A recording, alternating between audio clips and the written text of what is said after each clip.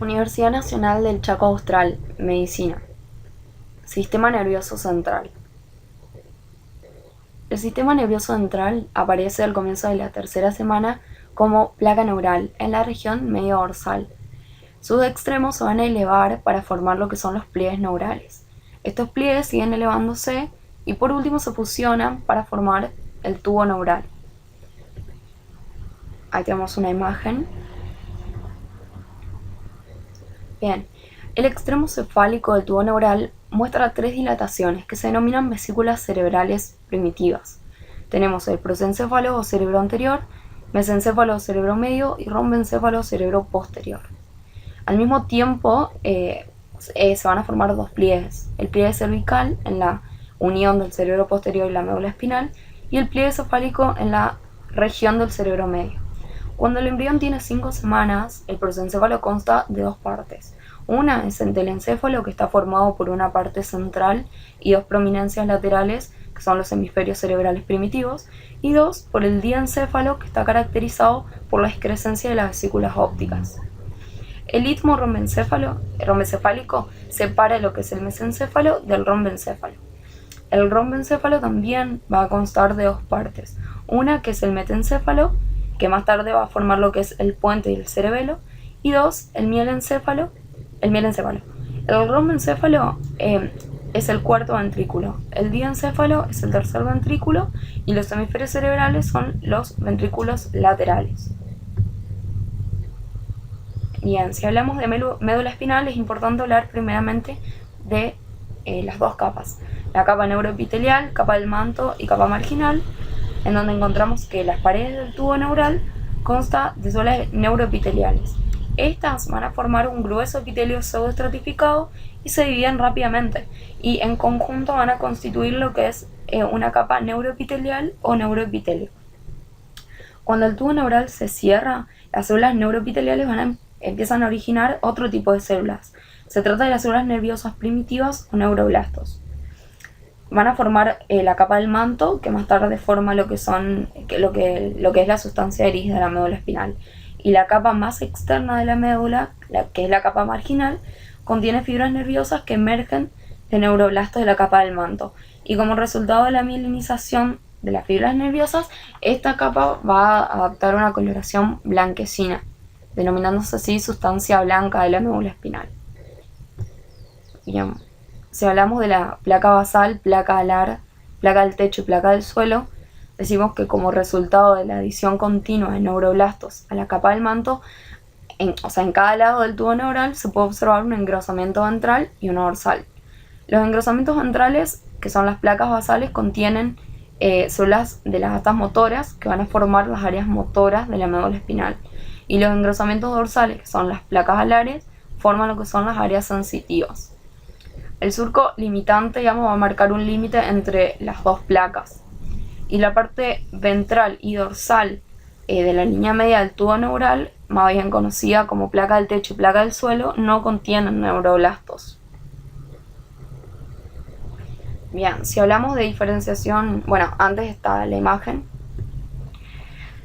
Ahora, si hablamos de diferenciación histológica, encontramos primeramente las células nerviosas, donde los neuroblastos al principio son temporalmente redondos y apolares, y con la posterior diferenciación, las nuevas prolongaciones citoplasmáticas aparecen en los lados opuestos del cuerpo celular, formando un neuroblasto bipolar.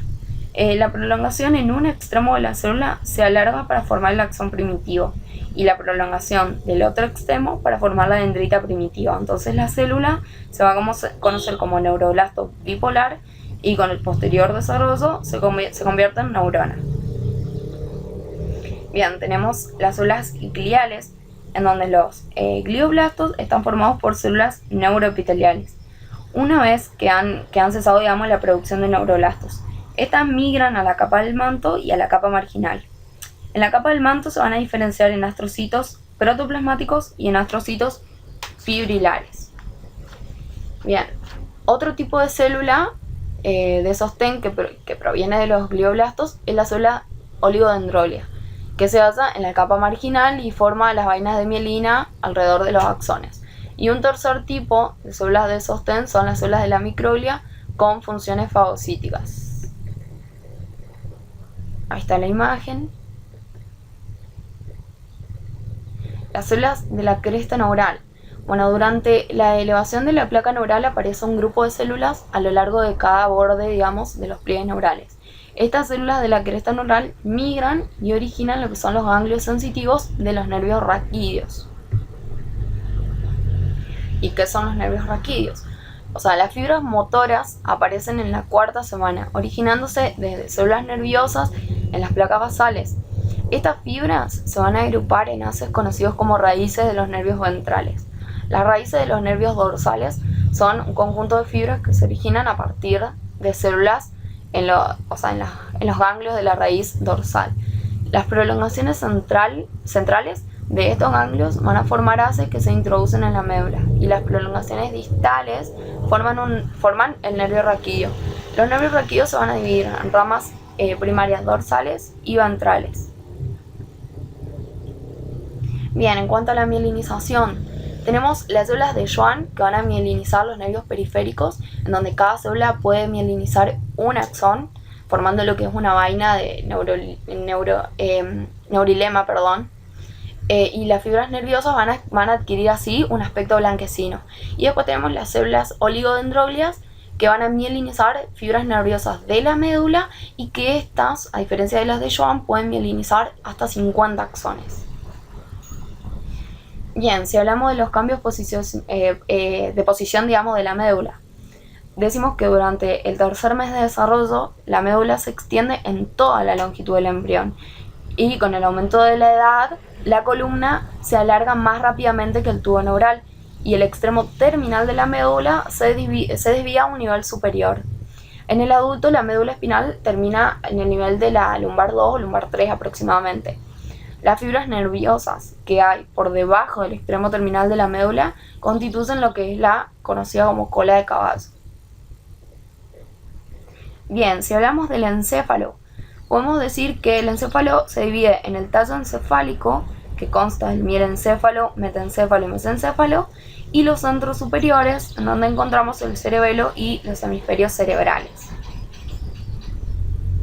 Bien, si hablamos de rombencéfalo, cerebro posterior, consta del mielencéfalo y el metencéfalo, como dijimos. El mielencéfalo es una vesícula cerebral que origina el bulbo raquídeo.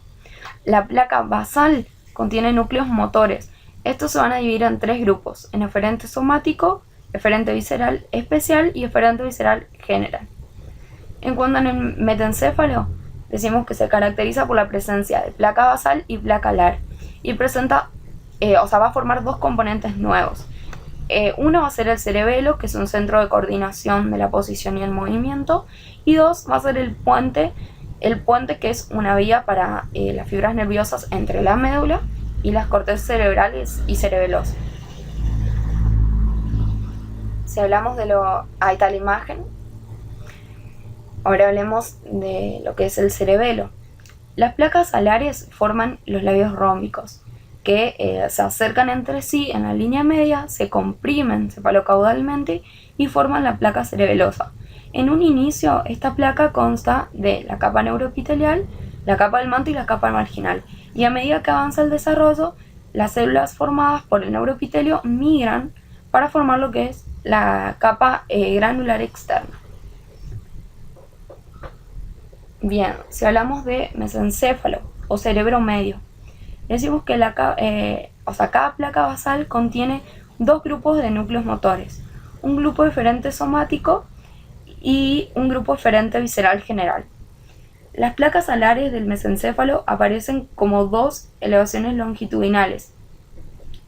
Con el desarrollo, un surco transverso divide cada elevación en un colículo anterior y colículo posterior. Los posteriores actúan como conexión simpática para los reflejos auditivos y el anterior para los impulsos visuales. Bien, si hablamos de prosencéfalo o cerebro anterior, este consta del telencéfalo, que forma los hemisferios cerebrales, y el diencéfalo, que forma la capa y el tallo óptico, la hipófisis, el hipotálamo y la epífisis. Bien, hablemos de diencéfalo. Primero vamos a mencionar lo que es la placa del techo y epífisis.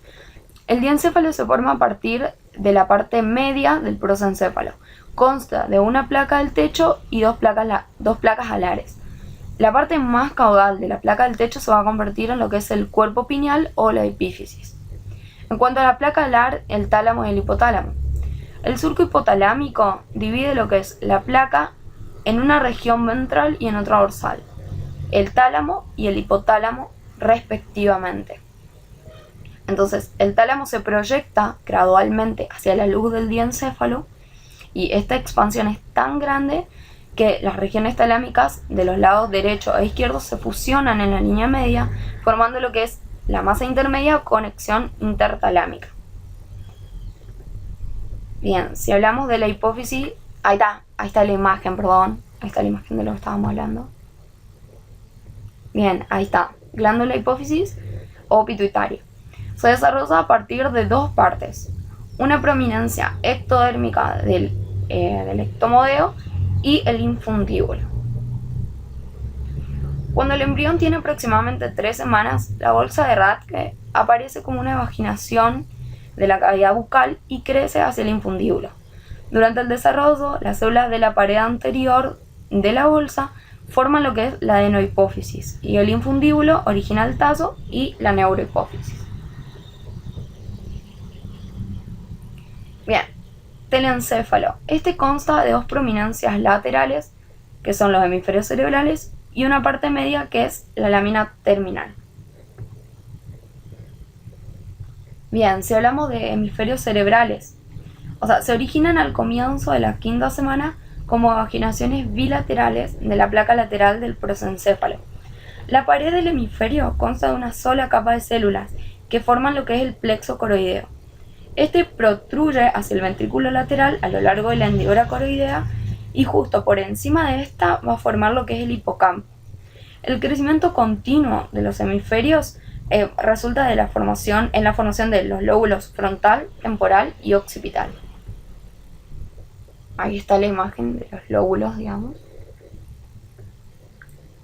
Bien, si hablamos del desarrollo de la corteza, se desarrolla a partir del palio, que tiene dos regiones. Uno es el paleo-palio y otro es el neopalio. En el neopalio, ondas de neuroblastos migran y se diferencian en neuronas maduras. Los neuroblastos formados anteriormente consiguen una posición profunda en la corteza, mientras que aquellos que se forman más tarde consiguen una posición más superficial. La corteza motora tiene un gran número de células piramidales y en las áreas sensitivas predominan más las células granulares. Bien, comisuras. Atraviesan la línea media y conectan las mitades derecha e izquierda de los hemisferios. El primero de los haces cruzados que aparece es la comisura anterior. La segunda es la comisura hipocámpica. Y la más importante es el cuerpo calloso, que aparece hacia la 10ª semana y conecta las áreas no olfativas de la corteza cerebral derecha e izquierda. Además, se forman 3 comisuras más, la comisura posterior y avenular y el quiasma óptico. Ahí está la imagen. Líquido cefalorraquídeo. Bueno, el líquido cefalorraquídeo es secretado por los plexos coroideos en los ventrículos cerebrales, circula por estos y sale por los ventrículos laterales. Algo de líquido entra en lo que es el conducto raquídeo y otra parte sale por el cuarto ventrículo para ingresar al espacio subaracnoideo, que va a rodear el sistema nervioso central. El sistema nervioso central flota en el líquido cefalorraquídeo y de este modo amortigua el encéfalo y le da sustentación para que su peso no comprima los pares craneales contra el interior del cráneo. Bien, ¿y qué son los pares craneales? Hacia la 4ª semana se observan los núcleos de los 12 pares craneales. Todos los nervios, excepto el olfativo y el óptico, emergen del tronco encefálico. Y de estos, solo el oculomotor emerge de la parte de afuera de la región del rombencéfalo, digamos. En el rombencéfalo hay 8 segmentos diferentes, que son los rombómeros. Estos van a originar los núcleos motores de los pares. 4, 5, 6, 7, 9, 10, 11 y 12. Bien, ahí está la imagen de los pares craneales. Y por último tenemos el sistema nervioso vegetativo. Este consta de dos componentes, simpático y parasimpático. Se trata de un sistema de dos neuronas con fibras preganglionares y postganglionares. Las neuronas preganglionares para el sistema simpático se encuentran en las astas intermedias de la médula. Las neuronas postganglionares se sitúan en los troncos simpáticos y los ganglios colaterales a lo largo de la aorta, digamos. Las neuronas preganglionares parasimpáticas tienen sus núcleos en el tallo encefálico y en la región sacra de la médula. Y los núcleos postganglionares residen en los ganglios que se encuentran cerca de los órganos que inervan, digamos. Ahí observamos una imagen. Muchas gracias.